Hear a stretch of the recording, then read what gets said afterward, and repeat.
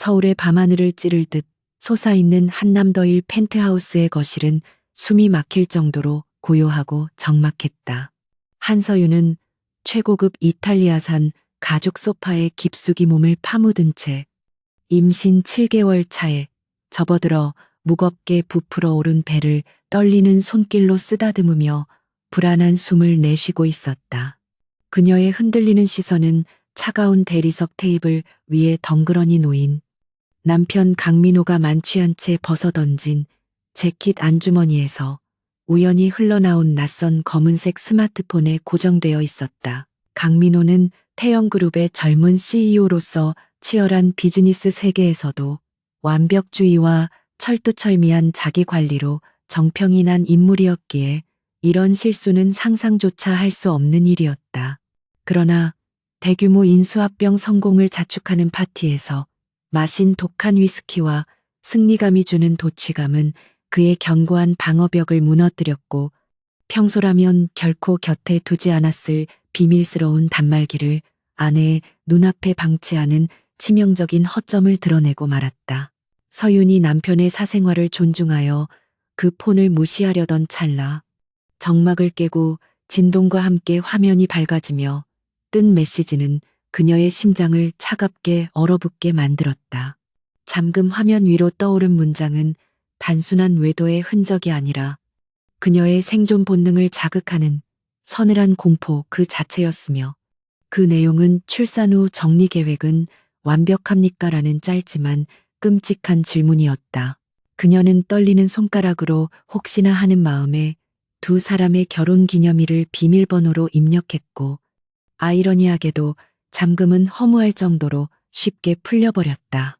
화면 속에 펼쳐진 것은 다른 여자와의 낯뜨거운 대화가 아닌 변호사 및 닥터 K라는 익명의 인물과 주고받은 그녀가 상속받은 막대한 유산을 가로채기 위한 치밀하고도 잔혹한 모의가 담긴 대화록들이었다. 더욱 충격적인 것은 출산 직후 그녀가 가장 쇠약해져 있을 시기를 노려 의료사고를 가장한 타살 계획이 구체적으로 수립되어 있다는 사실이었다. 서윤은 입을 틀어막고 올라오는 구역질을 억눌러야 했으며 지난 3년간 남편이 보여주었던 헌신적인 사랑과 다정한 미소가 모두 그녀를 안심시키고 유산을 삼키기 위해 연기한 가증스러운 가면극이었음을 깨달았다. 그녀의 머릿속에서 남편과 함께 꿈꾸었던 행복한 미래가 산산조각나며 바닥으로 추락했지만 그녀는 주저앉아 울부짖는 대신 차가운 이성을 되찾기 시작했다. 한서윤은 재벌가의 얌전한 며느리로 살아가기 전 월스트리트에서 냉철한 판단력으로 수조 원의 자금을 움직이던 전설적인 리스크 분석가였으며 그 본능이 위기의 순간에 다시금 눈을 뜬 것이다. 지금 당장 남편을 깨워 따지거나 경찰에 신고하는 것은 거대 권력을 쥔 그에게 대항하기에는 너무나 무모하고 위험한 도박임을 그녀는 누구보다 잘 알고 있었다. 그녀가 선택할 수 있는 유일한 생존 전략은 남편이 잠에서 깨어나 상황을 파악하기 전에 흔적도 없이 사라져서 아이를 무사히 낳을 때까지 완벽하게 몸을 숨기는 것뿐이었다. 서윤은 즉시 자신이 결혼 전부터 숨겨두었던 보안폰을 꺼내 남편의 핸드폰 속에 담긴 모든 대화 내용과 계획서, 불법 자금 내역을 촬영하여 암호화된 클라우드 서버로 전송했다.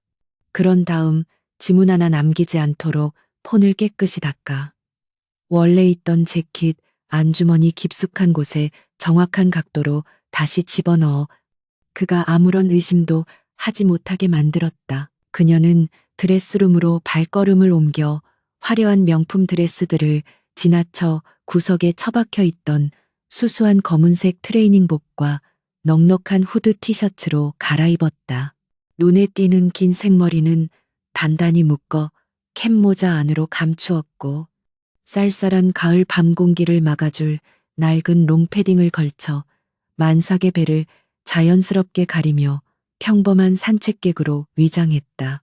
침실 벽 뒤에 숨겨진 개인 금고를 연서윤은 위치 추적의 빌미가 될 수 있는 고가의 보석류는 손도 대지 않고 오직 현금 뭉치와 여권만을 챙겨 방수 배낭에 담았다. 그녀는 과거의 경험을 살려 펜트하우스의 보안 시스템 제어판에 접근했고 능숙한 손놀림으로 현관과 엘리베이터 CCTV에 20분간 아무도 지나가지 않는 반복 영상을 송출하도록 해킹했다. 떠나기 전 그녀는 결혼 반지를 빼 화장대가 잘 보이는 곳에 올려두고 그 옆에 떨리는 필체로 갑자기 매운 게 땡겨서 편의점 좀 다녀올게요. 기다리지 마요라는 쪽지를 남겼다. 이는 남편이 잠에서 깼을 때 그녀의 부재를 단순한 외출로 착각하게 만들어 도주할 시간을 조금이라도 더 벌기 위한 고도의 심리전이자 마지막 속임수였다. 현관문을 나서는 그녀의 발걸음은 무거웠지만 뱃속의 아이를 지키겠다는 결의에 찬 눈빛만은 어둠 속에서도 형형하게 빛나고 있었다.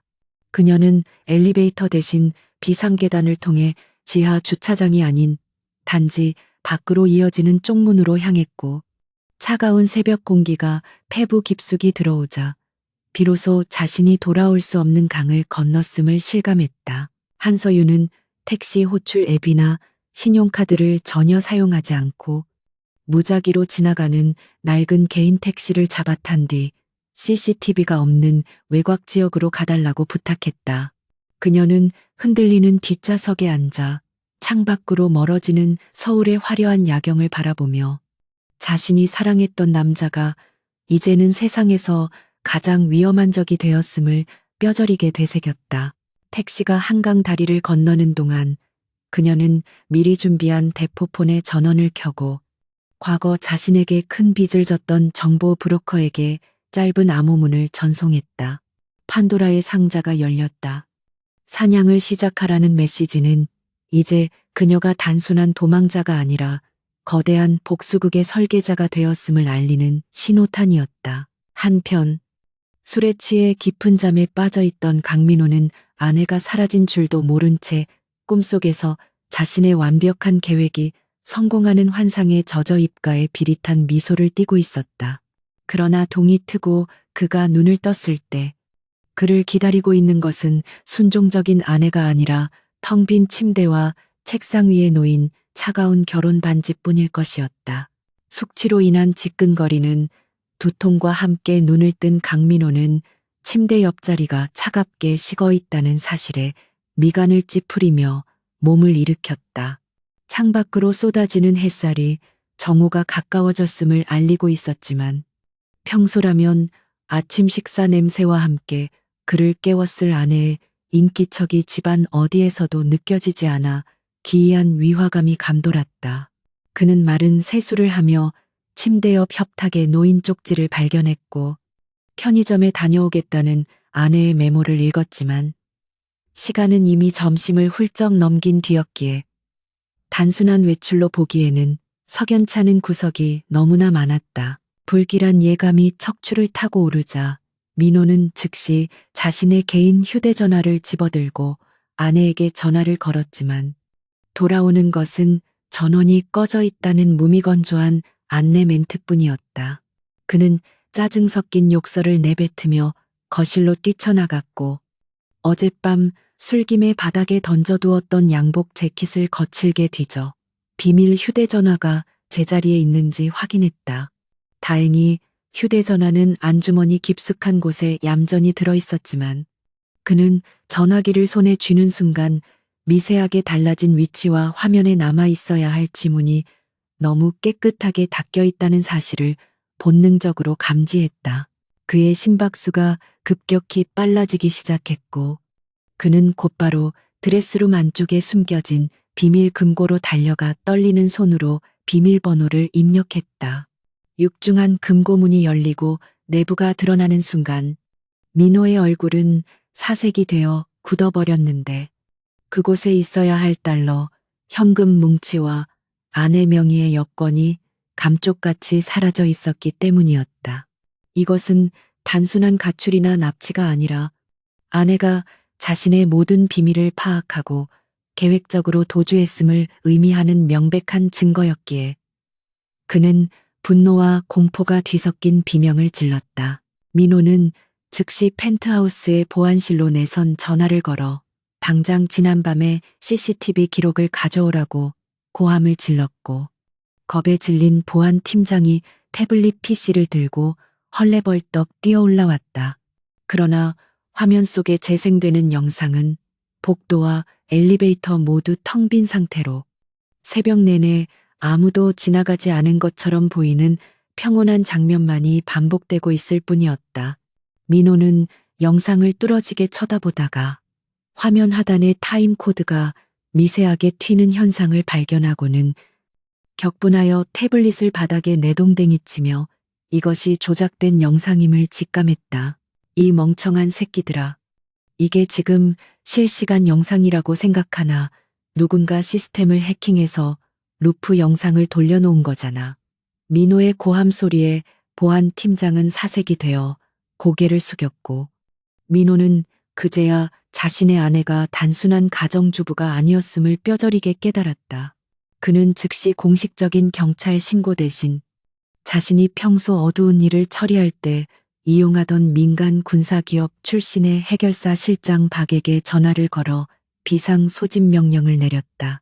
한편 같은 시각 한서윤은 서울의 복잡한 지하철 노선 중에서도 가장 낡고 사람들이 붐비는 1호선의 구석진 자리에 앉아 모자를 깊게 눌러쓰고 있었다. 그녀는 이미 3번이나 환승을 거치며 이동 경로를 꼬아놓았고, 화장실에서 겉옷을 다른 색상의 저렴한 패딩으로 갈아입어 인상착의를 완전히 바꾼 상태였다. 임신 후기에 무거운 몸이 주는 피로감이 몰려왔지만 그녀는 긴장의 끈을 놓지 않고 주변을 경계하며 자신의 위치가 노출되지 않도록 극도로 주의를 기울였다. 서윤은 미리 준비했던 대포폰을 꺼내 유심칩을 제거한 뒤 지하철 화장실의 쓰레기통 깊숙한 곳에 휴지와 함께 뭉쳐서 버리는 치밀함을 보였다. 그녀는 디지털 포렌식 전문가들이 자신의 이동 경로를 추적할 때 기지국 신호를 최우선으로 삼는다는 것을 잘 알고 있었기에 일부러 엉뚱한 방향으로 가는 쓰레기 수거 차량에 신호가 잡히도록 미끼를 던진 것이었다.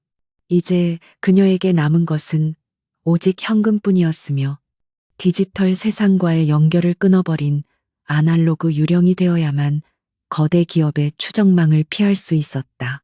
강민호의 펜트하우스 거실에는 검은 정장을 입은 건장한 사내들이 모여들었고, 실장 박은 최첨단 장비를 동원해 한서윤의 행적을 쫓기 시작했다. 그들은 서윤의 신용카드 사용 내역과 휴대전화 신호를 실시간으로 추적했고, 곧 서울 외곽의 한 재래시장 근처에서 신호가 포착되었다는 보고를 올렸다. 민호는 핏발선 눈으로 당장 그곳을 덮쳐 아내를 끌고 오라고 명령했지만 그의 마음 한구석에는 불안감이 독버섯처럼 피어오르고 있었다. 박 실장의 팀원들이 신호가 잡힌 장소를 급습했을 때 그들이 발견한 것은 한서윤이 아니라 시장 골목의 쓰레기 수거장에 버려진 낡은 휴대전화뿐이었다.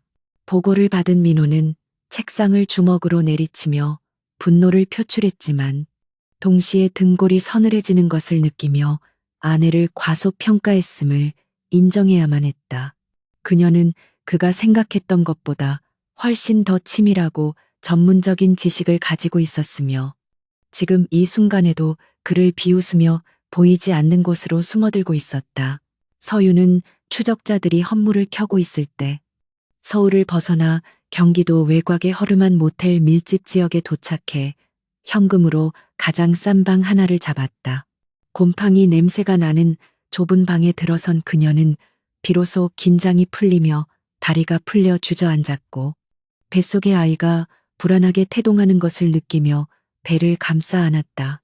그녀는 열악한 환경에 아이를 노출시켜야 한다는 죄책감에 눈시울이 붉어졌지만 지금은 감상에 젖어 있을 시간이 없다는 것을 스스로에게 상기시켰다. 그녀는 가방에서 노트북을 꺼내 VPN을 우회하여 접속한 뒤 남편의 회사 내부망에 접속할 수 있는 백도어 프로그램을 점검하기 시작했다.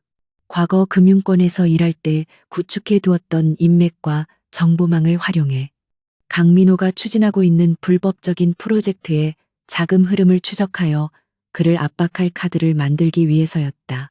도망치는 것만으로는 이 지옥 같은 상황을 끝낼 수 없기에 그녀는 방어자가 아닌 공격자가 되기로 결심하고 반격의 칼날을 갈기 시작했다. 민호는 박 실장에게 더 강력한 추적을 지시하며 전직 경찰들과 해커들을 동원해 전국의 산부인과 기록과 약국 구매 내역을 뒤지라고 명령했다. 임산부인 서윤이 의료적 지원 없이는 오래 버티지 못할 것이라는 계산하에 그녀가 반드시 나타날 수밖에 없는 병원과 약국을 그물망처럼 감시하려는 전략이었다. 그는 자신의 사회적 지위와 돈을 이용해 공권력조차 움직일 수 없는 그림자 영역의 인력들을 총동원하여 아내를 사냥감처럼 몰아넣으려 했다. 밤이 깊어가면서 서윤은 허기와 피로에 시달렸지만 편의점에서 산 삼각김밥과 생수로 끼니를 때우며 모니터에서 눈을 떼지 않았다. 그녀는 남편의 비밀 계좌 중 하나가 페이퍼 컴퍼니를 통해 홍콩으로 흘러가고 있다는 단서를 포착했고 이것이 그가 자신을 제거한 후 유산을 빼돌리려는 루트임을 확신했다. 이 정보는 단순한 횡령의 증거를 넘어 국제적인 금융범죄, 수사기관의 개입을 유도할 수 있는 치명적인 무기가 될 수 있었다. 한편 민호는 텅 빈 침실에 홀로 앉아 위스키 잔을 기울이며 벽에 걸린 결혼식 사진 속 행복하게 웃고 있는 서윤의 얼굴을 노려보았다. 사진 속의 여자는 그저 순종적이고 사랑스러운 아내였지만 지금 그를 피해 달아난 여자는 자신의 목숨을 노리는 가장 위험한 내부 고발자가 되어 있었다. 그는 잔을 바닥에 던져 깨뜨리며 그녀를 잡게 되면 다시는 빛을 보지 못하게 만들겠다고 다짐하며 광기 어린 눈빛을 번뜩였다. 새벽 3시가 넘은 시각, 서유는 짧은 쪽잠을 청하기 위해 노트북을 덮고 딱딱한 침대에 누웠지만 밖에서 들리는 작은 소음에도 소스라치게 놀라 깨어났다. 그녀는 베개 밑에 호신용 스프레이와 작은 커터 칼을 넣어두고 만약의 사태에 대비해 신발을 신은 채로 겉옷을 덮고 불안한 잠을 청했다. 꿈속에서도 그녀는 끝이 보이지 않는 미로를 달리며 남편의 쫓아오는 발자국 소리에 시달리는 악몽을 꾸었다. 다음 날 아침, 민호는 회사에 출근하여 아무 일도 없었다는 듯 태연한 표정으로 임원 회의를 주재했지만 그의 신경은 온통 아내를 찾는 일에 쏠려 있어 비서의 보고조차 귀에 들어오지 않았다.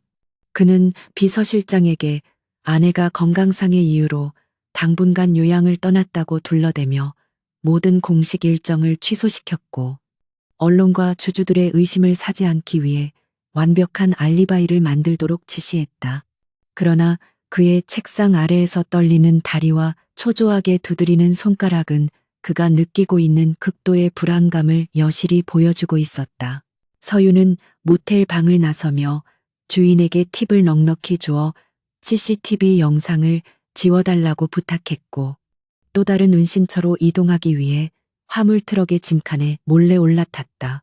덜컹거리는 트럭 안에서 그녀는 먼지를 뒤집었으며 구역질을 참아내야 했지만 아이를 지키기 위한 모성애는 그녀를 초인적인 의지로 버티게 만들었다.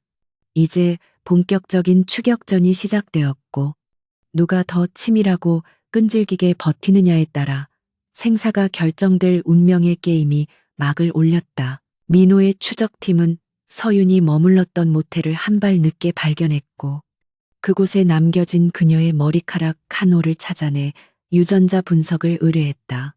범위가 좁혀지고 있다는 보고를 받은 민호는 회심의 미소를 지으며 쥐새끼 같은 아내가 결국 자신의 손바닥 안으로 들어올 것이라 확신했다. 그러나 그는 서윤이 남기고 간 흔적조차도 그를 혼란에 빠뜨리기 위한 계산된 함정일 수 있다는 사실을 간과하고 있었다. 인천 항구 근처의 허름한 컨테이너촌은 짠내와 곰팡이 냄새가 뒤섞여 숨을 쉴 때마다 비릿한 역겨움을 불러일으키는 곳이었다. 한서윤은 차가운 바닷바람이 숭숭 들어오는 낡은 컨테이너 안에서 몸을 웅크린 채 자신의 처지를 비관할 겨를도 없이 노트북 화면에서 쏟아지는 데이터의 홍수 속에 빠져 있었다. 그녀가 입고 있는 옷은 며칠째 갈아입지 못해 눅눅해졌고 화려했던 재벌과 사모님의 흔적은 어디에서도 찾아볼 수 없을 만큼 초라하게 변해버렸다.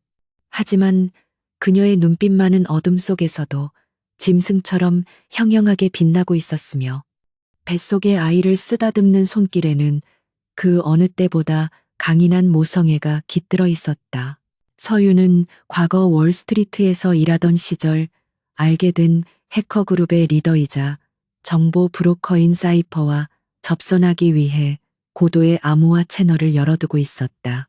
사이퍼는 그녀가 은퇴 후 연락을 끊었을 때 배신감을 느꼈을지 모르지만 서유는 그가 돈보다는 정보의 가치와 스릴을 쫓는 인물이라는 것을 누구보다 잘 알고 있었다. 그녀는 남편의 비밀 스마트폰에서 빼낸 데이터 중 태영그룹의 불법 비자금 장부 일부를 미끼로 던졌고 예상대로 몇 분 지나지 않아 채팅창에는 흥미를 보이는 짧은 반응이 올라왔다. 이 정도 거물을 건드리다니 죽고 싶어서 환장했나 보군. 사이퍼의 메시지는 냉소적이었지만 서유는 그 이면에 숨겨진 호기심과 탐욕을 읽어낼 수 있었기에 망설임 없이 거래를 제안했다. 그녀는 자신과 아이가 안전하게 숨을 수 있는 완벽한 위조, 신분증과 추적 불가능한 대포차, 그리고 당장 사용할 수 있는 현금을 요구했다. 그 대가로 강민호가 정재계 인사들에게 뿌린 뇌물 리스트 원본을 넘기겠다고 약속했고, 이는 대한민국을 뒤흔들 수 있는 핵폭탄급 정보였다. 한편 서울의 태영그룹 본사 회장실에서는 강민호가 분노를 참지 못하고 최고급 크리스털 잿더리를 비서실장 박 전무의 이마를 향해 집어던졌다. 날카로운 파열음과 함께 박 전무의 이마에서 붉은 선혈이 흘러내렸지만 그는 감히 신음을 내뱉지도 못한 채 고개를 숙이고 부들부들 떨고만 있었다. 민호는 며칠이 지나도록 임산부 하나를 찾아내지 못하는 무능한 부하들을 보며 끓어오르는 사리를 느꼈고 자신의 완벽했던 계획이 쥐새끼 같은 아내 때문에 틀어지고 있다는 사실을 견딜 수 없었다. 내 아내 하나 못 찾아서 이따위 변명이나 늘어놓고 있어. 경찰 따위가 아니라 내 손으로 직접 처리해야 직성이 풀린다고 몇 번을 말해야 알아들어. 민호의 고함 소리가 방음벽을 뚫고 나갈 듯 쩌렁쩌렁하게 울렸고 비서실 직원들은 숨소리조차 죽인 채 공포에 떨었다. 주주총회가 얼마 남지 않은 상황에서 아내의 실종이 장기화되면 주가 폭락은 물론이고 경영권 방어에도 심각한 타격이 올 것이 분명했기에 그는 초조함에 미칠 지경이었다. 민호는 거칠게 넥타이를 풀어 헤치며 책상 위에 놓인 인터폰을 눌러 외부와 철저히 차단된 직통회선을 연결하라고 지시했다. 그는 더 이상 아마추어 같은 보안팀이나 해결사들에게 일을 맡길 수 없다고 판단했고 뒷세계에서 가장 악명 높고 잔혹하기로 소문난 청부업자 바이퍼를 고용하기로 결심했다. 바이퍼는 한 번 타겟을 정하면 지구 끝까지 쫓아가 흔적도 없이 처리하는 인간 사냥꾼으로 그의 손을 거친 시체는 결코 발견되지 않는다는 괴담이 돌 정도였다.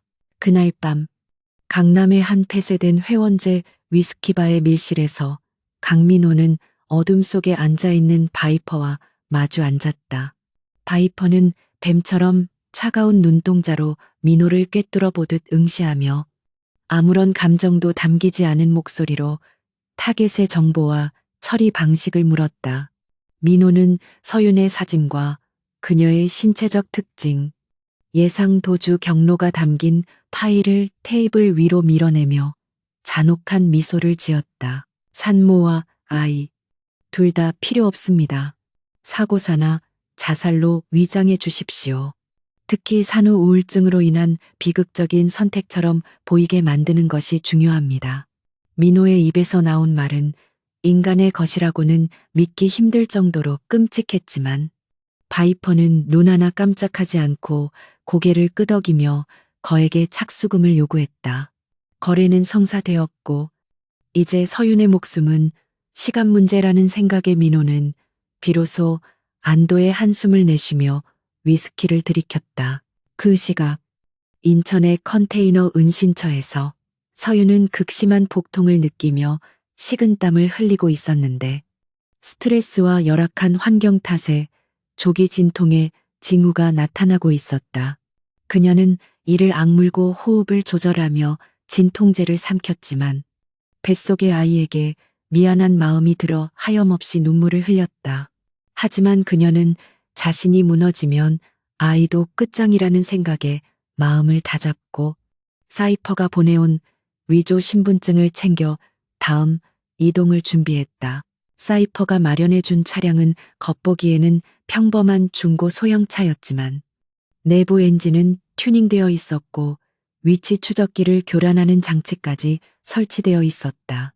서윤은 짐을 챙겨 차에 오르기 전 컨테이너 구석에 설치해둔 소형 카메라를 회수하며 자신이 머물렀던 흔적을 락스물로 깨끗이 지워버렸다.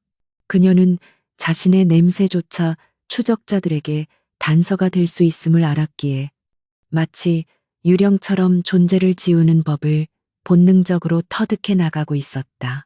서윤이 차를 몰고 항구를 빠져나가는 순간 멀리서 검은색 밴 한 대가 컨테이너 단지로 들어서는 것이 백미러에 비쳤다. 직감적으로 위험을 감지한 그녀는 가속 페달을 밟아 어둠 속으로 사라졌고 간발의 차이로 바이퍼의 첫 번째 수색망을 빠져나갈 수 있었다.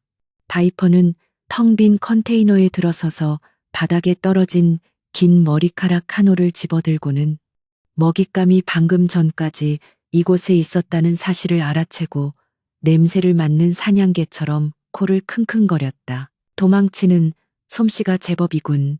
하지만 임산부의 몸으로 얼마나 멀리 갈 수 있을까? 바이퍼는 섬뜩한 혼잣말을 중얼거리며 팀원들에게 항구 주변의 모든 도로 CCTV를 해킹하여 30분 이내에 빠져나간 차량을 전수조사하라고 지시했다. 사냥은 이제 막 시작되었고 서윤과 바이퍼 사이의 거리는 점점 좁혀지고 있었으며 이 숨막히는 추격전은 누구 하나가 쓰러져야만 끝날 운명이었다. 서윤은 국도를 이용해 남쪽으로 방향을 틀었고 휴게소에 들르는 대신 인적 드문 졸음 쉼터에 차를 세우고 쪽잠을 청했다. 그녀는 꿈속에서도 남편의 비웃는 얼굴과 바이퍼의 차가운 눈동자가 번갈아 나타나 괴로워하며 식은땀을 흘렸다.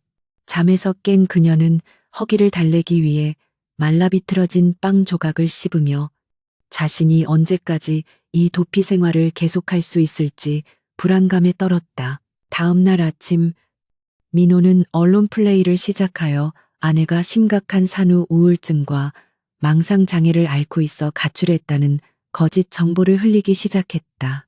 뉴스와 인터넷 기사에는 한서윤을 걱정하는 남편 강민호의 애절한 인터뷰가 도배되었고 대중들은 그를 동정하며 사라진 아내를 비난하는 댓글을 쏟아냈다. 서윤은 스마트폰으로 그 기사들을 확인하며 분노에 치를 떨었지만 지금 당장 반박할 수 없는 자신의 무력함에 절망감을 느꼈다. 하지만 서윤은 절망에 빠져 있는 대신 이 상황을 역이용하기로 결심하고 사이퍼에게 두 번째 지령을 내렸다. 그녀는 강민호가 과거에 연루되었던 불법 도박 사건의 증거 자료를 익명의 제보자로 가장하여 경쟁 언론사에 보내도록 지시했다. 이는 강민호의 도덕성에 흠집을 내고 대중의 관심을 분산시키기 위한 연막 작전이자 그가 자신에게만 집중하지 못하도록 만드는 교란술이었다. 민호는 갑작스럽게 터진 도박 스캔들 기사에 당황하며 홍보팀을 닥달해 기사를 막으려 했지만 이미 소문은 SNS를 타고 일파만파로 퍼져나가고 있었다. 그는 이것이 아내의 소행임을 직감하고 더욱 분노했지만 한편으로는 그녀가 자신을 지켜보고 있다는 사실에 소름 끼치는 공포를 느꼈다.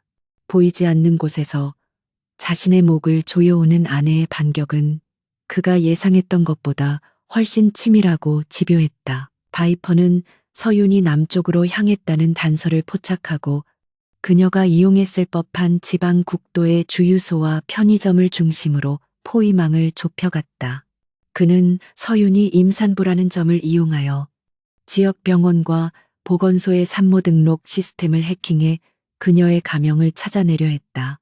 바이퍼의 수사망은 마치 거미줄처럼 촘촘하게 펼쳐졌고 서윤은 그 거미줄 위를 아슬아슬하게 걸어가는 나비와도 같은 처지였다. 서윤은 낡은 모텔방에서 자신의 배가 뭉쳐오는 고통을 느끼며 아이가 세상에 나오려 한다는 신호를 감지하고 공포에 질렸다. 아직 예정일이 한 달이나 남았지만 극도의 스트레스와 피로가 조산을 유발하고 있는 것이 분명했다. 그녀는 지금 병원에 가면 신분이 노출되어 잡힐 것이 뻔하고 가지 않으면 아이와 자신 모두 위험해질 수 있는 진퇴양난의 상황에 처했다. 그녀는 떨리는 손으로 지역 정보를 검색하여 은퇴한 산부인과 의사가 운영한다는 시골의 작은 조산원을 찾아냈다.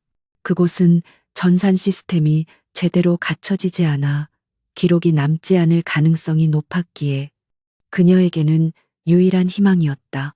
서윤은 고통을 참으며 차를 몰아 비포장 도로를 달렸고 칠흑 같은 어둠 속에서 희미하게 빛나는 조산원의 간판을 발견하고 안도의 한숨을 내쉬었다. 하지만 그 시각 바이퍼 역시 차량 이동 패턴 분석을 통해 서윤의 목적지가 그 지역 일대라는 것을 파악하고 맹추격을 시작했다. 그는 무전기를 통해 부하들에게 해당 지역의 모든 의료시설을 샅샅이 뒤지라고 명령했고 검은색 밴들이 굉음을 울리며 시골길을 질주했다. 서윤이 조산원 문을 두드리는 순간 멀리서 다가오는 차량의 헤드라이트 불빛이 그녀의 등 뒤를 비추었고 운명의 시간은 야속하게도 그녀를 기다려주지 않았다. 강민호는 사무실 창가에 서서 도시의 야경을 내려다보며 오늘 밤이면 모든 것이 끝날 것이라는 확신에 차 있었다. 그는 아내가 사라지면 슬퍼하는 척 연기할 대본을 머릿속으로 시뮬레이션하며 그녀의 유산으로 회사를 더욱 키울 야망에 불타올랐다. 그러나 그는 자신이 고용한 괴물 바이퍼가 통제 불능의 상태가 될 수도 있다는 사실과 벼랑 끝에 몰린 아내가 어떤 선택을 할지 전혀 예측하지 못하고 있었다. 조산원의 늙은 원장은 피를 흘리며 쓰러지기 직전인 서윤을 받아주었고 그녀의 위급한 상태를 한눈에 알아보고 서둘러 분만 준비를 서둘렀다. 서윤은 진통의 고통 속에서도 원장에게 자신의 위치를 절대 비밀로 해달라고 애원했고 원장은 그녀의 절박한 눈빛을 보며 고개를 끄덕였다. 밖에서는 폭우가 쏟아지기 시작했고 빗소리에 섞여 들려오는 자동차 엔진 소리는 점점 더 가까워지고 있었다. 이 밤은 서윤에게 있어 가장 길고 고통스러운 밤이 될 것이며 동시에 새로운 생명의 탄생과 죽음의 그림자가 공존하는 역설적인 시간이 될 것이었다. 그녀는 다가오는 포식자의 발소리를 들으면서도 뱃속의 아이를 위해 마지막 힘을 짜내어 생명의 끈을 놓지 않으려 발버둥쳤다. 과연 그녀는 무사히 아이를 낳고 이 지옥 같은 포위망을 뚫고 나갈 수 있을 것인가? 아니면 이 낡은 조산원이 그녀의 무덤이 될 것인가? 폭우가 쏟아지는 시골길의 진흙탕은 한서윤의 발목을 잡고 늘어지는 늪처럼 무거웠지만 그녀는 뒤도 돌아보지 않고 어둠 속으로 내달렸다. 조산원 원장이 뒷문을 열어주며 쥐어준 진통 억제제와 비상금 봉투를 품에 안은 채 그녀는 빗줄기에 섞여 들려오는 바이퍼 일당의 고함과 거친 발소리를 피해 숲속 깊은 곳으로 몸을 숨겼다. 차가운 빗물이 온몸을 적시며 체온을 빠르게 앗아갔지만 뱃속의 아이를 지켜야 한다는 생존 본능이 그녀의 다리에 초인적인 힘을 불어넣어 가시덤불을 해치고 나아가게 만들었다. 멀리서 조산원의 불빛이 꺼지고 둔탁한 타격음이 들려왔을 때 서유는 입술을 피가 나도록 깨물며 자신의 흔적을 지워준 원장의 희생이 헛되지 않게 하겠다고 다짐했다. 서유는 젖은 옷을 입은 채 1시간 넘게 산길을 헤맨 끝에 인적 드문 국도변에 폐쇄된 휴게소 건물 뒤편에 도착해 거친 숨을 몰아쉬었다. 그녀는 폐건물 안에 주차되어 있던 낡은 화물 트럭의 짐칸 덮개 밑으로 기어들어가 덜덜 떨리는 손으로 원장이 준 약을 삼키며 요동치는 배를 진정시키려 애썼다. 다행히 약효가 돌기 시작하면서 끔찍했던 복통은 조금씩 가라앉았지만 그녀는 자신이 더 이상 도망만 다닐 수는 없으며 이 지옥을 끝내기 위해 사냥꾼의 목을 노리는 사냥감이 되어야 한다는 것을 뼈저리게 깨달았다. 날이 밝자마자 서유는 히치하이킹으로 인근 소도시의 외곽에 도착했고 허름한 PC방 구석자리에 자리를 잡고 모자를 눌러쓴 채 본격적인 반격을 준비했다. 그녀는 사이퍼가 구축해준 우회 서버를 통해 태영그룹의 메인 서버에 접속했고 남편 강민호가 가장 철저하게 숨기고 싶어하는 프로젝트 오메가 폴더의 방화벽을 뚫기 시작했다. 그녀의 손가락은 보이지 않을 정도로 빠르게 키보드 위를 춤췄고 모니터 화면에는 복잡한 코드들이 폭포수처럼 쏟아져 내리며 견고했던 보안 시스템을 하나씩 무력화시켜 나갔다. 한편 강민호는 조산원을 덮쳤지만 허탕을 쳤다는 바이퍼의 보고를 받고 격분하여 사무실의 집기들을 때려 부수며 광기를 폭발시키고 있었다. 그는 아내가 늙은 산파의 도움으로 간발의 차로 도망쳤다는 사실에 치를 떨었고 자신의 완벽한 통제망을 비웃듯이 빠져나가는 그녀의 존재가 이제는 단순한 방해물을 넘어 공포의 대상으로 다가오기 시작했다. 그는 바이퍼에게 무슨 수를 써서라도 오늘 안에 아내를 찾아내라 소리쳤지만 전화기 너머로 들려오는 바이퍼의 침묵은 그를 더욱 불안하게 만들 뿐이었다. 그때 민호의 개인 이메일과 사내 메신저로 동시에 알림음이 울렸고 발신자 불명의 메시지 하나가 화면 한가운데에 팝업창으로 떠올랐다. 당신의 홍콩 페이퍼 컴퍼니 계좌. 뒷자리가 8092로 끝나더군요. 오늘 밤 주주들에게 이 사실이 공개되면 어떤 표정을 지을지 궁금하네요. 라는 짧은 문장과 함께 첨부된 엑셀 파일은 민호의 심장을 멈추게 할 만큼 치명적이었다. 그것은 그가 지난 5년간 회사 공금을 횡령하여 비자금으로 세탁한 내역이 담긴 비밀, 장부의 원본 파일이었던 것이다. 민호의 얼굴은 백지장처럼 하얗게 질렸고 그는 즉시 보안팀을 호출해 발신자를 추적하라고 지시했지만 IP 주소는 전 세계를 우회하며 시시각각 변하고 있어 추적이 불가능했다. 그는 마치 보이지 않는 유령이 자신의 목덜미를 서늘하게 어루만지는 듯한 공포를 느꼈고 사무실의 모든 CCTV 카메라가 자신을 감시하는 서윤의 눈동자처럼 느껴져 겉옷으로 카메라 렌즈를 가리는 기이한 행동을 보이기 시작했다. 그의 편집증적인 증세는 급격히 악화되었고 가장 신뢰하던 비서실장조차 의심의 눈초리로 바라보며 사내에 첩자가 있는 것이 아니냐고 추궁했다. 서윤은 민호가 혼란에 빠진 틈을 타서 태영그룹의 주요 이사들과 대주주들에게 익명으로 두 번째 판도라의 상자를 발송했다. 그 내용에는 강민호가 경쟁사를 무너뜨리기 위해 사용했던 불법적인 로비 활동과 산업 스파이 고용 내역이 상세하게 포함되어 있었고 이는 기업 윤리를 중시하는 일부 원로 이사들을 격분하게 만들기에 충분했다. 회사 내부망은 순식간에 벌집을 쑤신 듯 소란스러워졌고 민호의 해임안을 논의해야 한다는 목소리가 조심스럽게 나오기 시작했다. 서유는 PC방을 나와 다시 이동하면서 자신의 공격이 주요했음을 실시간 뉴스와 증권가 찌라시를 통해 확인하고 차가운 미소를 지었다. 하지만 그녀의 몸 상태는 한계에 다다르고 있었는데 다리가 퉁퉁 부어올라 걷기조차 힘들었고 현기증이 수시로 찾아와 시야가 흐릿해지곤 했다.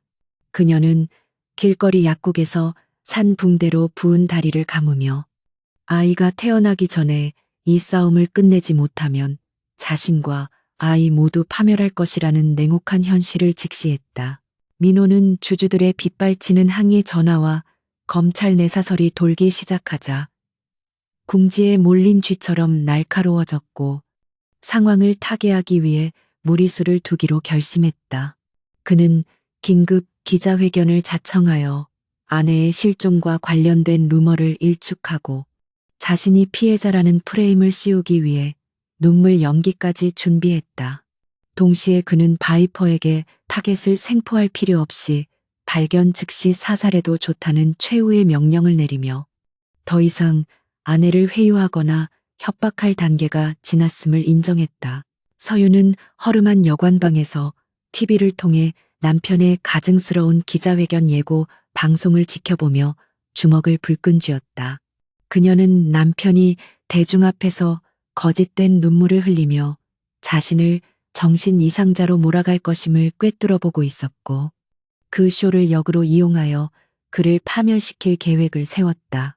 그녀는 자신이 가진 모든 증거 자료를 체계적으로 정리하여 결정적인 순간에 터뜨릴 수 있는 디지털 폭탄을 제작하기 시작했다. 그날 밤 서유는 자신을 도와줄 수 있는 유일한 조력자인 옛 직장 동료이자 현재는 독립탐정으로 활동 중인 강준에게 연락을 취했다. 강준은 서윤의 목소리를 듣자마자 놀라움을 감추지 못했지만 그녀의 처절한 상황 설명을 듣고는 위험을 무릅쓰고 돕겠다고 약속했다. 서윤은 강준에게 자신이 수집한 자료에 백업 복사본이 담긴 USB를 숨겨둔 장소를 알려주며 만약 자신에게 무슨 일이 생기면 즉시 언론에 공개해달라고 부탁했다. 강준과의 통화를 마친 서윤은 뱃속의 아이에게 조용히 말을 걸며 엄마가 반드시 너를 지켜주겠노라고 세상의 빛을 보게 해주겠노라고 약속했다. 그녀는 태동으로 대답하는 아이를 느끼며 두려움보다는 강렬한 투지와 용기가 솟아오르는 것을 느꼈다. 이제 그녀는 더 이상 숨어 다니는 도망자가 아니라 거대하게 맞서 싸우는 전사로서 마지막 결전을 준비하고 있었다. 민호의 사무실에서는 고성이 오가고 있었는데 바이퍼가 서윤의 디지털 흔적을 역추적하여 그녀가 머물고 있는 소도시의 위치를 특정했기 때문이었다. 바이퍼는 이번에는 절대 놓치지 않겠다고 장담하며 최정예 요원들을 이끌고 출동했고 민호는 초조하게 시계를 보며 자신의 운명이 걸린 이 밤이 빨리 지나가기를 기도했다. 창밖에는 천둥 번개가 치며 폭풍우가 몰아치고 있었고 마치 다가올 피해 폭풍을 예고하는 듯했다. 서유는 여관방 창문을 통해 밖을 내다보다가 검은색 세단 여러 대가 여관 입구를 조용히 포위하는 것을 목격하고 심장이 덜컥 내려앉았다. 그녀는 짐을 챙길 시간도 없이 비상구를 향해 뛰었지만 이미 복도 끝에서부터 들려오는 묵직한 발소리가 퇴로를 막고 있음을 알 수 있었다. 그녀는 재빨리 여관 옥상으로 향하는 계단을 올랐고 옥상 문을 잠근 뒤 빗속의 난간에 서서 탈출구를 찾기 위해 필사적으로 주변을 살폈다. 옥상 위로 올라온 바이퍼의 부하들이 총구를 겨누며 천천히 다가오자 서유는 난간 끝에 위태롭게 서서 그들을 노려보았다. 그녀의 눈빛에는 공포 대신 죽음을 각오한 결기가 서려 있었고 그녀는 옆 건물의 옥상으로 뛰어넘기 위해 거리와 각도를 계산했다.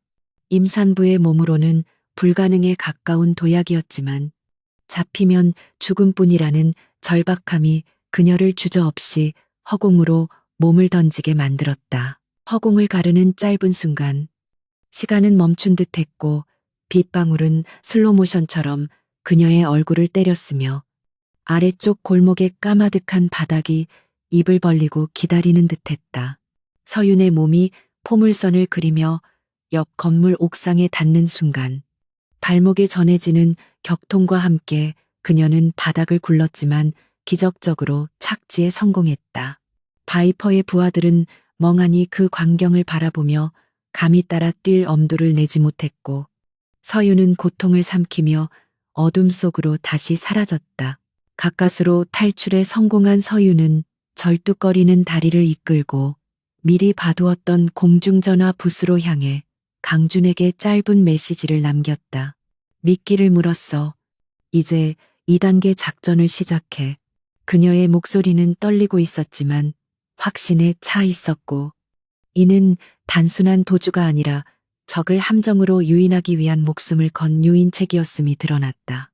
민호는 자신이 사냥꾼이라고 착각하고 있었지만 실상은 서윤이 쳐놓은 거대한 거미줄 속으로 제 발로 걸어 들어가고 있었다. 그 시각 민호의 집무실 팩스기에서는 서윤이 보낸 또 다른 문서 한 장이 천천히 출력되고 있었는데 그것은 민호가 상상조차 하지 못했던 그의 가장 치명적인 약점에 관한 것이었다. 문서를 집어든 민호의 손이 사시나무 떨듯 떨리기 시작했고 그의 눈동자는 극도의 공포로 흔들렸다. 서윤은 이제 그의 재산이나 명예가 아니라 그의 영혼을 파괴할 준비를 마치고 그를 향해 최후의 칼날을 겨누고 있었다. 인천항 외곽에 위치한 버려진 물류 창고. 단지는 녹슨 철골 구조물들이 앙상한 뼈대처럼 드러나 있어 마치 거대한 괴물의 시체 안으로 들어온 듯한 섬뜩함을 자아냈다. 한서윤은 옥상에서 뛰어내리며 다친 발목의 격통을 참아내며 비틀거리는 걸음으로 어두운 창고 내부의 미로 같은 컨테이너 사이로 몸을 숨겼다. 차가운 바닷바람이 찢어진 창틈으로 들어와 윙윙거리는 소리를 내며 그녀의 귓가를 때렸지만 그보다 더 공포스러운 것은 뒤에서 천천히 그러나 확실하게 거리를 좁혀오는 바이퍼의 발소리였다. 그녀는 뱃속의 아이가 놀라지 않도록 배를 감싸 안으며 칠흑 같은 어둠 속에서 자신의 숨소리조차 죽인 채 호흡을 골랐다. 바이퍼는 최첨단 열화상 고글을 착용한 채 창고 바닥에 떨어진 빗물 자국과 미세한 열기를 추적하며 서윤이 숨어있는 구역을 정확히 파악하고 있었다. 그는 쥐새끼 같은 사냥감이 도간에 든 쥐신세가 되었다는 사실에 희열을 느끼며 무전기로 부하들에게 모든 출구를 봉쇄하라고 지시했다. 그의 손에는 소음기가 장착된 권총이 들려 있었고 강민호의 명령대로 깔끔하게 사고사로 위장하기 위해 서윤을 높은 곳에서 추락시킬 적당한 장소를 물색하고 있었다. 서윤은 막다른 골목에 몰렸음을 직감했지만 공포에 질려 주저앉는 대신 창고 내부에 방치된 낡은 자동화 시스템 제어반으로 눈을 돌렸다. 과거 기업 실사 업무를 담당하며 대형 물류센터의 운영 시스템을 분석했던 경험이 그녀의 머릿속을 스치고 지나갔고 그녀는 이 고철 덩어리들이 자신의 유일한 무기가 될 수 있음을 깨달았다. 그녀는 떨리는 손으로 제어반의 전원을 강제로 연결하고 남편의 회사 서버를 해킹할 때 사용했던 코드를 변형하여 창고의 메인 시스템에 접속을 시도했다. 바이퍼가 서윤이 숨어있는 컨테이너 뒤편으로 다가와 방아쇠에 손가락을 걸었을 때 갑자기 창고 천장에 매달려 있던 거대한 크레인이 굉음을 내며 작동하기 시작했다. 서윤이 시스템을 해킹하여 크레인의 작동 루틴을 무작위로 설정해버린 것이었고 육중한 강철 갈고리가 바이퍼의 머리 위를 아슬아슬하게 스치고 지나가며 컨테이너를 강타했다. 쾅하는 폭발음과 함께 먼지 구름이 피어올랐고 당황한 바이퍼가 균형을 잃고 뒤로 물러서는 틈을 타 서윤은 반대편 통로를 향해 전력으로 질주했다. 하지만 전문 킬러인 바이퍼는 금세 상황을 파악하고 고글을 벗어던진 뒤 소음 속에서도 서윤의 발소리를 놓치지 않고 끈질기게 추격해왔다. 서유는 2층 난간으로 이어지는 철제 계단을 오르며 자신의 체력이 한계에 도달했음을 느꼈고 시야가 점차 흐려지는 것을 이를 악물고 버텼다. 그녀는 단순히 도망치는 것만으로는 이 남자를 따돌릴 수 없다는 것을 알았기에 자신의 목숨을 담보로 한 최후의 도박을 걸기로 결심했다. 서유는 2층 난간의 끝, 바닥이 훤히 내려다 보이는 위험한 위치에 멈춰서서 거친 숨을 몰아쉬며 천천히 다가오는 바이퍼를 정면으로 응시했다. 바이퍼는 그녀가 더 이상 도망칠 곳이 없다고 판단하고 비릿한 미소를 지으며 강민호 회장이 당신의 장례식 준비를 아주 성대하게 마쳤다고 비아냥거렸다. 그는 천천히 총구를 그녀의 이마에 겨누며 그녀가 공포에 질려 살려달라고 애원하는 모습을 기대하는 듯한 가학적인 눈빛을 보였다. 그러나 서윤의 눈에는 두려움 대신 서늘한 살기가 감돌았고 그녀는 등 뒤에 감추고 있던 아까 제어반 근처에서 주운 낡은 신호탄 발사기를 꺼내들었다. 그녀는 바이퍼를 향해 쏘는 대신 천장에 설치된 화재 감지 스프링클러 시스템과 낡은 가스 배관이 얽혀 있는 지점을 향해 방아쇠를 당겼다. 붉은 섬광과 함께 신호탄이 배관을 강타하자 낡은 밸브가 터지며 고압의 가스와 소화 용액이 폭발하듯 뿜어져 나와 시야를 완전히 가려버렸다. 자욱한 연기와 쏟아지는 물줄기 속에서 바이퍼가 당황하여 헛기침을 하며 시야를 확보하려 애쓰는 사이 서유는 미리 봐두었던 화물용 슈트 미끄럼틀로 몸을 던졌다. 그녀는 1층의 쓰레기 더미 위로 거칠게 떨어지며 온몸에 타박상을 입었지만 고통을 느낄 새도 없이 창고 뒷문으로 빠져나가 빗속의 어둠 속으로 사라졌다. 바이퍼가 뒤늦게 1층으로 뛰어내려왔을 때 그를 반기는 것은 텅 빈 쓰레기 더미와 바닥에 떨어진 서윤의 피 묻은 신호탄 발사기뿐이었다. 가까스로 죽음의 문턱에서 살아 돌아온 서윤은 인근의 공중 화장실로 숨어들어 젖은 옷을 짜내고 상처 부위를 응급 처치하며 거울 속의 자신을 바라보았다. 거울에 비친 그녀의 몰골은 처참했지만 눈빛만은 그 어느 때보다도 강렬하게 타오르고 있었고 그녀는 더 이상 그림자 속에 숨어서는 승리할 수 없음을 깨달았다. 그녀는 강민호가 자신을 사회적으로 매장하려는 계획을 역이용하여 가장 화려한 조명 아래에서 그의 추악한 민낯을 전 국민에게 까발리기로 결심했다. 서유는 공중전화로 강준에게 전화를 걸어 다음날 예정된 태영그룹의 신제품 발표 회장의 보안 설계도와 기자 출입증을 구해달라고 요청했다. 강준은 그녀의 계획이 너무나 무모하고 위험하다며 만류했지만 서유는 이것이 나와 내 아이가 살 수 있는 유일한 길이라며 단호하게 그의 말을 잘랐다. 그녀는 이제 사냥감의 위치에서 벗어나 스스로를 미끼로 던져 포식자를 덫으로 유인하는 사냥꾼이 되기로 한 것이다. 한편 강민호는 바이퍼로부터 서윤을 놓쳤다는 보고를 받고 격분하여 휴대전화를 벽에 집어던져 박살을 냈다. 하지만 그는 곧 냉정을 되찾고 만약 아내가 살아있다면 내일 있을 신제품 발표회에 나타나 회방을 놓을 수도 있다는 최악의 시나리오를 떠올렸다. 그는 보안 팀장을 불러 행사장의 경비를 평소의 3배로 강화하고 임산부나 의심스러운 여성은 무조건 출입을 통제하라고 지시하며 불안감을 감추지 못했다. 하지만 민호가 간과한 것은 서윤이 이미 그의 회사의 가장 깊은 곳까지 침투해 있었으며 그녀의 무기는 총칼이 아니라 진실이라는 사실이었다. 서윤은 밤새 PC방에서 발표회장의 대형 스크린을 해킹할 준비를 마쳤고 강민호가 감옥에서 평생 썩게 만들 결정적인 증거 영상들을 편집했다.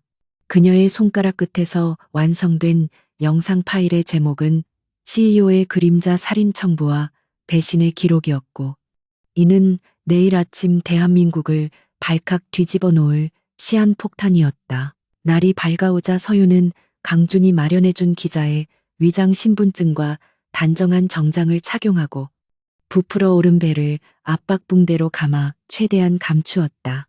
숨을 쉴 때마다 뱃속의 아이가 불편한 듯 꿈틀거렸지만 그녀는 아이에게 조금만 참아.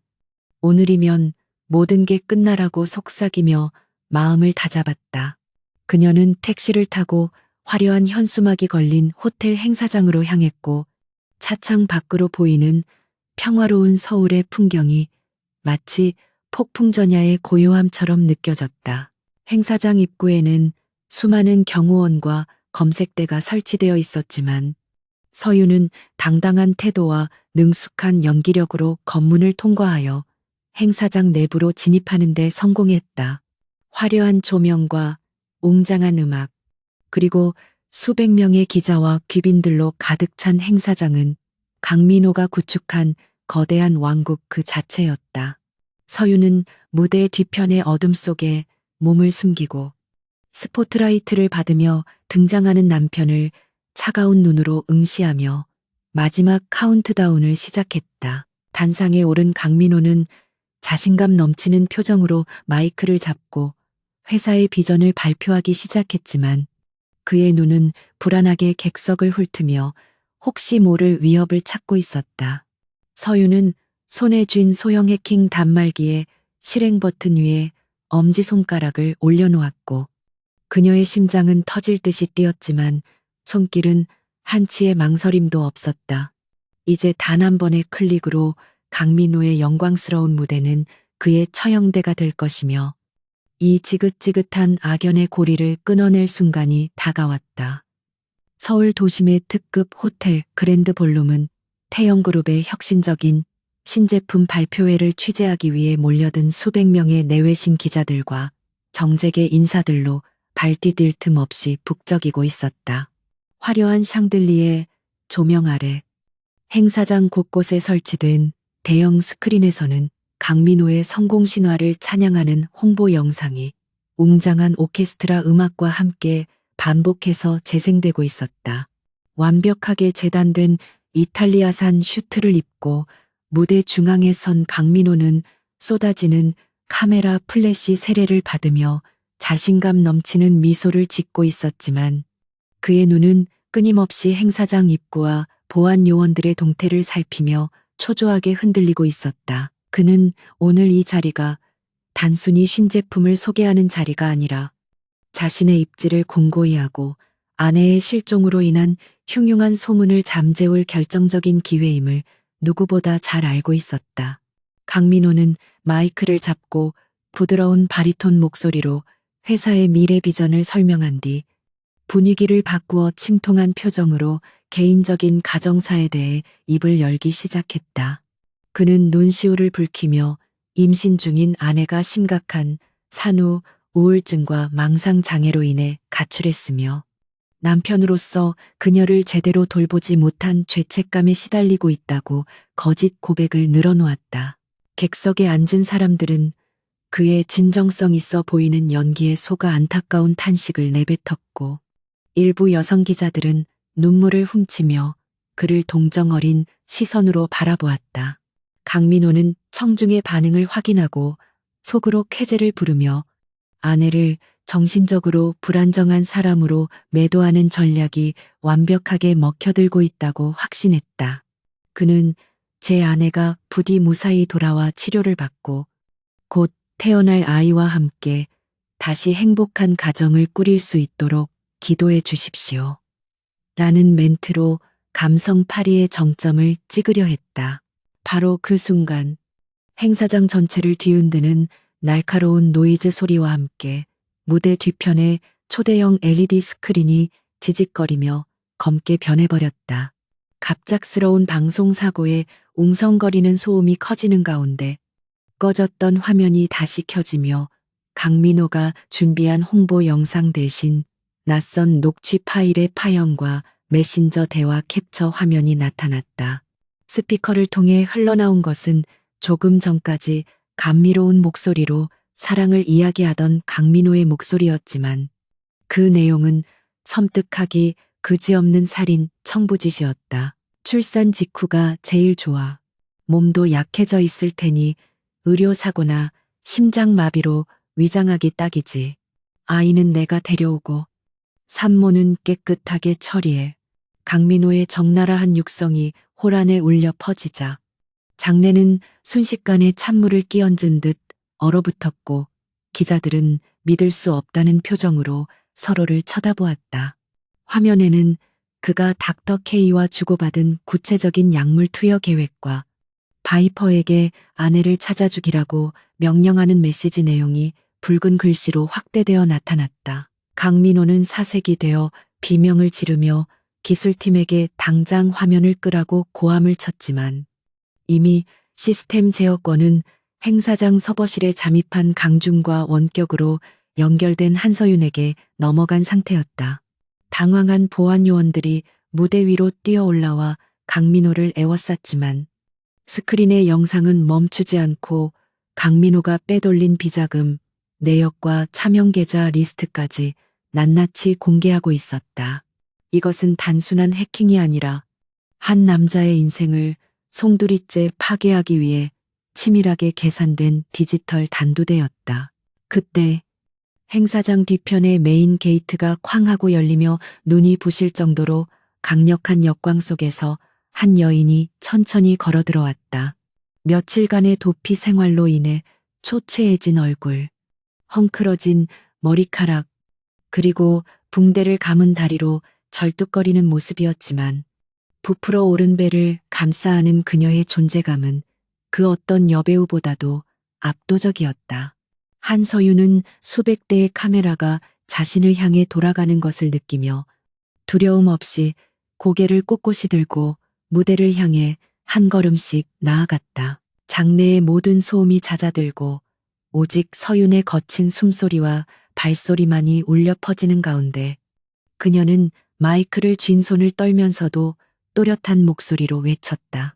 저 사람이 말한 망상 장애 환자가 바로 접니다.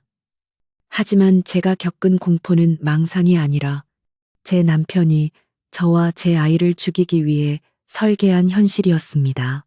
그녀의 선언은 마치 폭탄처럼 터져나와 청중들의 뇌리에 밝혔고 기자들은 미친 듯이 셔터를 눌러대며 이 충격적인 반전을 기록하기 시작했다. 무대 위에 선 강민호는 마치 유령을 본 사람처럼 하얗게 질려 서윤을 바라보며 입술을 달달 떨면서 아무 말도 하지 못했다. 그는 자신이 완벽하게 통제하고 있다고 믿었던 현실이 발밑에서부터 무너져 내리는 것을 느끼며 억지로 미소를 지어 보이려 했지만 얼굴 근육이 경련을 일으켜 기괴하게 일그러질 뿐이었다. 그는 마이크를 빼서 들고 여러분, 저 여자는 지금 제정신이 아닙니다. 약물 부작용으로 헛소리를 하는 겁니다. 라고 소리쳤지만 그의 목소리는 이미 신뢰를 잃고 공허한 메아리로 돌아올 뿐이었다. 서윤은 무대 아래까지 걸어와 남편을 정면으로 올려다보며 품에서 꺼낸 USB 메모리를 높이 들어 보였다. 이 안에는 당신이 지난 3년간 저를 속이고 꾸며온 모든 범죄의 증거가 담겨 있습니다. 당신이 고용한 살인 청부업자의 자백 영상, 불법 도박 자금 세탁 내역, 그리고 오늘 이 쇼를 위해 매수한 언론사 리스트까지 전부 다요. 그녀의 말 한마디 한마디는 날카로운 비수가 되어 강민호의 심장을 찔렀고 그는 더 이상 변명할 여지조차 없음을 깨달았다. 강민호는 궁지에 몰린 짐승처럼 이성을 잃고 무대 아래로 뛰어내려 서윤에게 달려들려 했지만 그 순간 객석 곳곳에 잠복해 있던 사복 경찰들과 검찰 수사관들이 일제히 들이닥쳤다. 서윤이 행사장에 들어오기 전 강준을 통해 미리 수사 당국에 모든 증거 자료를 넘기고 신변 보호를 요청해 두었던 것이다. 수사관들은 강민호의 팔을 꺾어 제압했고 그는 바닥에 얼굴을 처박힌 채 이거는 뭐야, 내가 누군지 알아 라고 악을 쓰며 발버둥 쳤다. 플래시가 폭죽처럼 터지는 아수라장 속에서 서윤은 경찰에 의해 끌려나가는 남편의 비참한 뒷모습을 바라보며 기나긴 싸움의 끝을 실감했다. 그녀는 그제야 다리에 힘이 풀려 비틀거렸지만 달려온 강준의 부축을 받으며 끝까지 쓰러지지 않고 버텼다. 그녀는 자신을 둘러싼 기자들의 질문 공세에도 묵묵부답으로 일관하며 단지 배를 어루만지며 아이에게 이제 괜찮아. 아빠는 더 이상 우리를 해칠 수 없어라고 속으로 속삭였다. 이 장면은 전국의 뉴스 채널을 통해 생중계되었고 인터넷 커뮤니티와 SNS는 실시간으로 폭발적인 반응을 보이며 태영그룹 불매운동과 강민호 구속 촉구 서명운동이 들불처럼 번져나갔다. 강민호가 쌓아올린 거짓된 명성은 단 몇 분 만에 산산조각 났고 그는 성공한 CEO에서 희대의 페류나이자 살인 미수범으로 전락하고 말았다. 반면 한서윤은 비운의 여주인공이 아니라 거대하게 맞서 스스로를 구원한 강인한 어머니이자 여성 영웅으로 대중들에게 각인되었다. 행사장은 수사관들이 증거 물품을 압수하고 관계자들을 연행하느라 아수라장이 되었지만 서윤은 소란스러운 현장을 뒤로하고 구급 대원들의 안내를 받아 대기 중인 앰뷸런스에 올랐다. 앰뷸런스 문이 닫히고 외부의 소음이 차단되자 며칠간 그녀를 짓누르던 극도의 긴장감이 일시에 풀리며 참아왔던 눈물이 하염없이 쏟아져 내렸다. 그것은 슬픔의 눈물이 아니라 지옥 같았던 공포로부터 살아남았다는 안도감과 아이를 지켜냈다는 벅찬 감동의 눈물이었다. 한편 경찰 호송차에 실려가던 강민호는 창밖으로 보이는 자신이 그토록 사랑했던 도시의 풍경이 이제는 감옥의 쇠창살 틈으로나 볼 수 있는 과거의 유물이 되었음을 깨달았다. 그는 멍한 눈으로 허공을 응시하며 어디서부터 잘못되었는지 되짚어보려 했지만 머릿속에는 오직 마지막 순간 자신을 내려다보던 아내의 차갑고 경멸, 어린 눈빛만이 선명하게 남아 그를 괴롭혔다. 그는 아내를 너무나 과소평가했고 여자가 어머니가 되었을 때 얼마나 강해질 수 있는지 전혀 알지 못했던 자신의 오만함이 패배의 원인임을 인정하고 싶지 않아 이를 갈았다. 서윤이 탄 앰뷸런스는 병원을 향해 달리기 시작했고 창밖으로 쏟아지는 햇살은 폭풍우가 지나간 뒤에 맑고 투명한 하늘을 비추고 있었다. 그녀는 산소 마스크를 쓴 채 가쁜 숨을 몰아쉬면서도 모니터에 표시되는 아이의 규칙적인 심장 박동 소리에 귀를 기울이며 희미한 미소를 지었다. 그녀의 몸은 만신창이가 되었지만 정신만은 그 어느 때보다 맑고 강인해져 있었으며 이제 그녀 앞에는 폐허가 된 과거를 뒤로하고 아이와 함께 새로 써 내려갈 미래만이 기다리고 있었다. 병실에 도착한 서윤은 의료진의 신속한 처치를 받으며 안정을 취했고 밖에서는 검찰이 태영그룹 본사에 대한 대대적인 압수수색을 시작했다는 뉴스가 속보로 전해지고 있었다. 그녀의 폭로는 단순히 가정폭력 사건을 넘어 정경유착과 금융비리라는 거대한 사회적 이슈로 확대되었고 대한민국 전체가 그녀의 용기 있는 행동에 주목하고 있었다.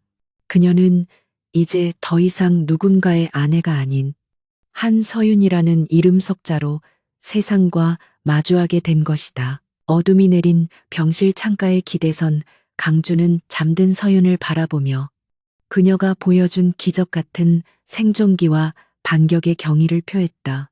그는 서윤이 깨어나면 전해줄 변호인단의 명함과 앞으로의 법적 대응 계획이 담긴 파일을 테이블 위에 올려두고 조용히 병실을 나섰다.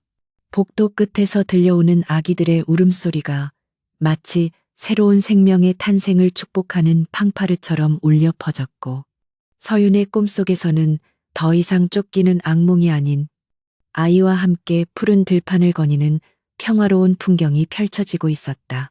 서울중앙지방검찰청 특수부 조사실의 공기는 차갑고 건조했으며 윙윙거리는 환풍기 소리만이 강민호의 거친 숨소리와 뒤섞여 기묘한 불협화음을 만들어내고 있었다.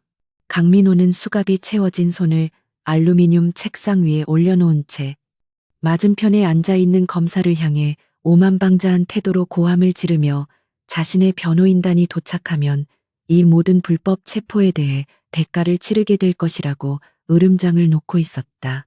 그는 아직까지도 자신이 가진 돈과 권력이 법 위에 군림한다고 믿고 있었으며 아내의 폭로는 잠시 스쳐 지나가는 스캔들일 뿐 유능한 로펌을 통해 충분히 무마할 수 있다고 착각하고 있었다.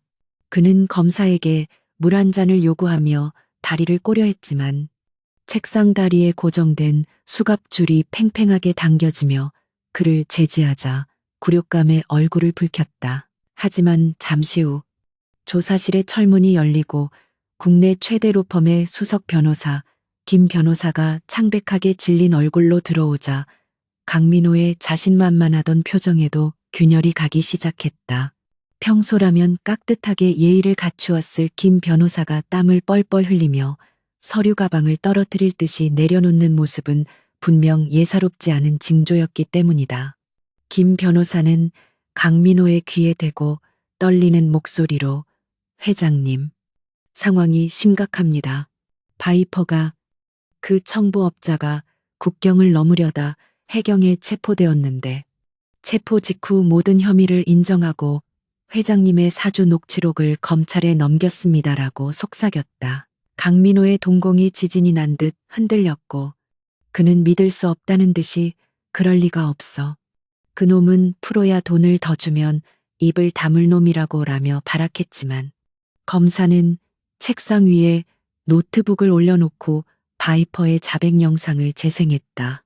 화면 속의 바이퍼는 수갑을 찬 채로 담담하게 강민호가 지시한 살인 계획의 세부 사항, 즉 산후조리원에서의 약물 투여 계획과 교통사고, 위장 시나리오를 상세하게 진술하고 있었다. 그것은 단순한 진술이 아니라 강민호의 목에 옥죄어오는 교수형 밧줄과도 같은 명백하고도 치명적인 증거였다. 같은 시각 병원 VIP 병실에 입원해 있던 한서윤은 링거를 맞으며 침대에 기대 앉아 있었지만 그녀의 눈빛은 휴식을 취하는 환자의 것이 아니라 전장에 나선 지휘관처럼 날카로웠다. 그녀의 앞에는 검찰의 금융범죄 수사팀장이 앉아 있었고 서윤은 자신이 확보한 태영그룹의 이중장부와 해외 페이퍼 컴퍼니를 통한 자금 세탁 경로를 브리핑하고 있었다. 그녀는 남편의 범죄를 입증하는 데 그치지 않고 그가 이사회의 감시망을 피하기 위해 심어놓은 허수아비 임원들의 명단과 그들의 차명 계좌 정보까지 모두 넘겨주었다. 이 파일들, 프로젝트 오메가 폴더에 있는 데이터는 강민호 개인이 아니라 그룹 전체의 구조적 비리를 보여주는 지도입니다. 이걸로 꼬리 자르기는 불가능할 거예요. 서윤의 차분한 설명에 수사팀장은 혀를 내두르며 감탄했고 그녀가 단순한 내부 고발자가 아니라 이 모든 판을 짠 설계자임을 인정할 수밖에 없었다. 서윤은 자신의 안전을 보장받는 조건으로 강민호가 빠져나갈 수 있는 모든 법적 구멍을 막아버릴 스모킹건을 제공한 것이다. 서윤의 진술을 바탕으로 검찰과 국세청 합동수사팀은 태영그룹 본사에 대한 전격적인 압수수색을 단행했고 뉴스 헬기가 상공을 맴돌며 그 현장을 생중계했다. 파란색 박스를 든 수사관들이 로비를 가득 메우고 당황한 직원들이 우왕좌왕하는 모습은 한때 대한민국 재계를 호령하던 거대 기업의 몰락을 상징적으로 보여주는 장면이었다. 회장 비서실에 들이닥친 수사관들은 서윤이 알려준 비밀번호를 입력해 벽 뒤에 숨겨진 비밀 금고를 열었고 그 안에서는 강민호가 미처 파기하지 못한 로비, 장부와 불법 채권들이 쏟아져 나왔다. 검찰청 조사실의 TV를 통해 자신의 회사가 털리는 장면을 목격한 강민호는 이성을 잃고 책상을 걷어차며 울부짖었지만 그를 지켜주던 변호사마저 슬그머니 자리를 피하며 그와의 거리 두기를 시작했다. 더욱이 태영그룹 이사회는 긴급회의를 소집하여 강민호의 대표이사직 해임안을 만장일치로 통과시켰고 주주들은 그에게 손해배상 청구 소송을 준비한다고 발표했다. 어제까지만 해도 그에게 머리를 조아리던 이사들과 측근들이 침몰하는 배에서 탈출하기 위해 그를 가장 먼저 배신하고 짓밟는 비정한 현실이 펼쳐진 것이다. 오후가 되자 검찰은 강민호에 대해 살인교사, 특정경제범죄, 가중처벌법 위반 횡령배임, 뇌물공여 등 10여 개 혐의로 구속영장을 청구했다. 강민호는 포승줄에 묶여 유치장으로 이송되면서 몰려든 기자들에게 나는 함정에 빠졌다. 저 여자가 다 꾸민 짓이다라고 악을 썼지만 대중들은 그를 파렴치한 범죄자로만 바라볼 뿐이었다. 그의 처절한 외침은 카메라 플래시 세례 속에 묻혀버렸고 그가 쌓아 올린 금자탑은 모래성처럼 허무하게 무너져 내렸다. 서유는 병실 TV를 통해 남편이 구속되는 장면을 지켜보며 가슴 한구석에 묵직하게 자리 잡고 있던 돌덩이가 내려가는 듯한 해방감을 느꼈다. 하지만 그것은 기쁨이라기보다는 씁쓸함과 허무함이 뒤섞인 복잡한 감정이었으며 자신이 사랑했던 남자가 괴물이 되어 파멸하는 과정을 지켜보는 것은 결코 유쾌한 일이 아니었다. 그녀는 조용히 눈물을 흘리며 뱃속의 아이에게 손을 얹고 미안해, 아가야. 이런 아빠를 보여줘서. 하지만 이제 다 끝났어라고 속삭이며 아이를 위로했다. 그때 병실 문이 열리고 그녀를 도와주었던 탐정 강준이 들어와 따뜻한 죽과 함께 서류 봉투 하나를 건넸는데 그것은 강민호가 옥중에서 서명하게 될 이혼 합의서와 친권 포기 각서였다. 강준은 변호사들이 강민호에게 형량을 줄이려면 피해자와 합의하는 수밖에 없다고 설득하고 있습니다. 아마 순순히 도장을 찍을 겁니다. 라고 전했다. 서유는 서류를 받아들고 떨리는 손으로 내용을 확인한 뒤 비로소 자신의 인생을 되찾을 수 있다는 희망을 보았다. 밤이 깊어지자 강민호는 차가운 독방에 갇혀 벽을 멍하니 응시하고 있었는데 그의 머릿속에는 지난날의 영광과 서윤과 함께했던 행복했던 순간들이 주마등처럼 스쳐 지나갔다. 그는 자신이 왜 그렇게까지 탐욕에 눈이 멀었는지 후회했지만 이미 엎질러진 물이었고 돌아갈 길은 영원히 차단되어 있었다. 그는 바닥에 주저앉아 머리를 감싸쥐고 짐승 같은 신음을 토해내며 자신의 오만함이 초래한 지옥 속에서 영원히 고통받아야 할 운명을 받아들여야만 했다. 서유는 창밖으로 보이는 서울의 야경을 바라보며 며칠 전까지만 해도 도망자 신세로 저 어두운 거리를 헤매던 기억을 떠올렸다. 도시의 불빛은 여전히 화려했지만 이제 그녀는 그 불빛 아래 숨어있는 어둠을 두려워하지 않게 되었고 오히려 그 어둠을 걷어낼 힘을 가지게 되었다. 그녀는 자신의 이야기가 단순히 한 개인의 복수극으로 끝나는 것이 아니라 비슷한 고통을 겪고 있는 수많은 사람들에게 용기가 되기를 바랐다. 며칠 뒤 강민호에 대한 첫 공판 준비 기일이 잡혔고 서유는 증인석에 서기로 결심하며 법정 투쟁을 위한 준비를 시작했다.